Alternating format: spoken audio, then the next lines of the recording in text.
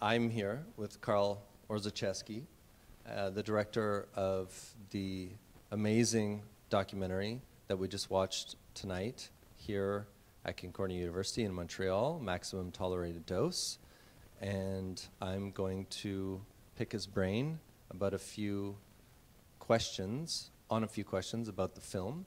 I guess the first one, the obvious one, is why, not so much why this topic, but why this angle of this topic. I mean, I've been an animal rights activist for a long time, but I've also been a filmmaker for quite a while, and I really saw a gap in how a lot of animal rights films are done and presented, and how they present issues. So with the issue of animal experimentation in particular, I think it's often presented in the form of a debate, as a lot of documentaries are.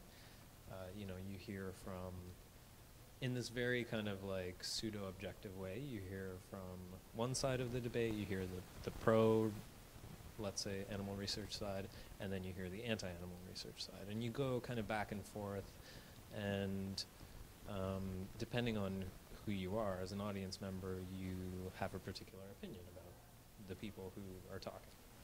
So what I wanted to do with this film was to look at it from a different angle, look at it from a really grounded perspective, and look at the stories of people who had actually participated in that kind of research themselves, and from the perspective of animals who had experienced that research themselves, and to look at their stories in a really intimate way, without trying to encircle their stories in this kind of like debate format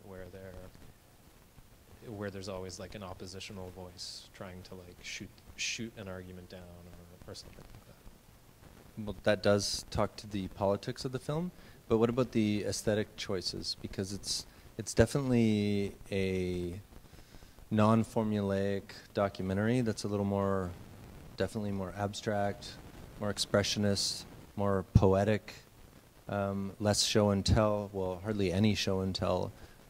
It's a lot of audio and soundscape laid over slow-moving imagery. So can you talk a little bit about your decisions to make it look and feel that way?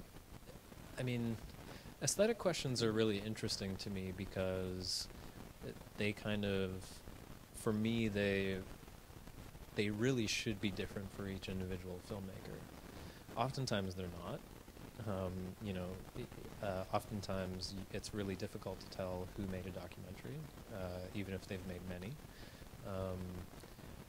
because the documentary genre has, like a lot of film genres, has a very, like a formulaic approach to the way that stories are told and the way that information is presented. I come from a background of doing, I'd like to think that they're experimental in some sense, but I come from a background of doing short films that are very soundscape heavy and very oriented towards, you know, disembodied audio, laid over imagery that suggests certain things but doesn't necessarily give you the answer.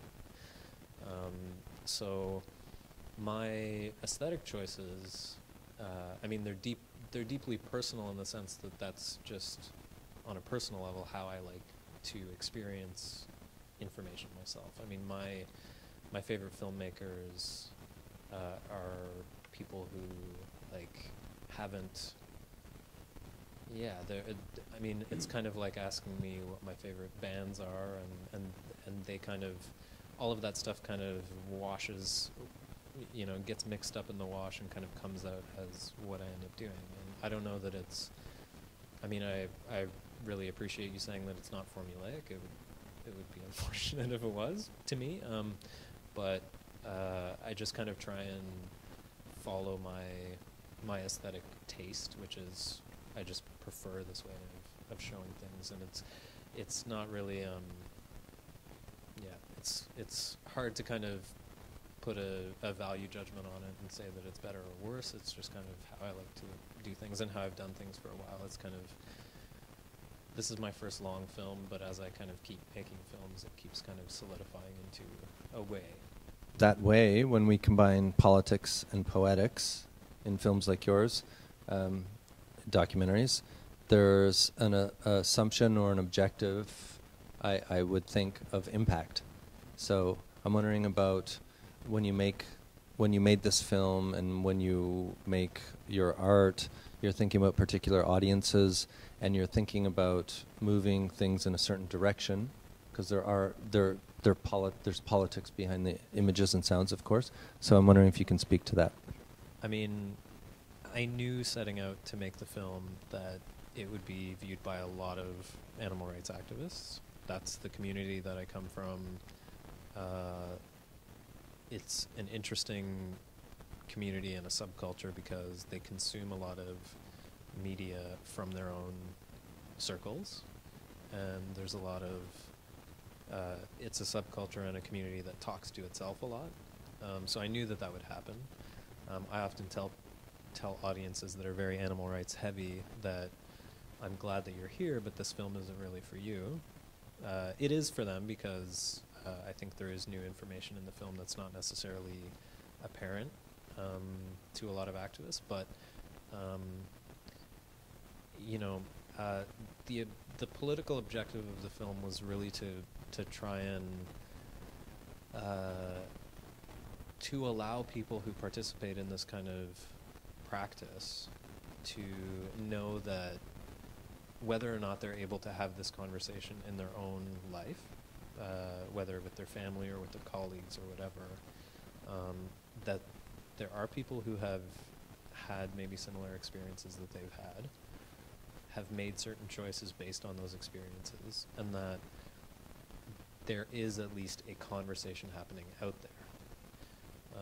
They can try and participate in that, and they can try and and they can maybe consider their position within that industry more critically.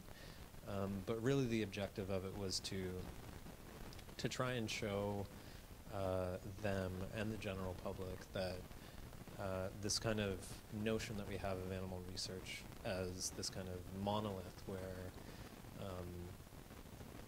everyone within that industry is rah-rah supportive and thinks that it's great is a myth. I mean, every screening that I go to, the screening here tonight, I heard people in the audience who were coming in before the film started talking about their discomfort about working with animals. And there was someone in the audience who spoke during the Q&A who talked about his ethical dilemma with working on animals and how he stopped doing it. There are people like this at every screening that I go to. And really, before I started making the film, I didn't think there were any. So that was really the objective of it, was to have their voices be a bit, to amplify them a little bit, show that there is this group of people out there. Great. And I guess last thing is connected to audience is what's next? What are you working on? How can people see Maximum Tolerated Dose? First thing, how can people see it? I know there's lots of distribution, exhibition issues in this country and everywhere for challenging films like this, but also what are you working on in the future? So if people want to see the film, they can go to the official website, MaximumToleratedDose.org. There's a screening page there. DVDs are for sale, and if people want to see it, they can order it. In spring of 2014, we'll be putting versions of it online. There will be a version that's broken up by the different chapters of the film. There will be a full version of it, and it'll be available for free.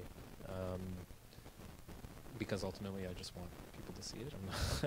I'm not really worried about the box office, so to speak. And I am working on some new stuff. Have some funding proposals in, and they're all well. It's actually, I mean, one thing that I'm really excited about is there's an electronic musician from Toronto who had a huge influence on me when I was a kid, named Nash the Slash, and he did an incredibly weird kind of music where he had a drum machine and an electric violin, and he would dress up in a tuxedo with like bandages all over his face, and he would project like silent films onto a screen and play along with those. Very avant-garde. And when I saw him play when I was 15, I had never seen someone perform that wasn't guitar, bass, and drums, and it totally blew my head open about what music could be and what art could be. And so I have this idea for a documentary about him that would be part real, part fictional, part like a noir film from the 30s, you know, something like that. So that's something that's in the works. Maybe in a couple years it'll be an actual thing, but right now it's just a bunch of words on paper.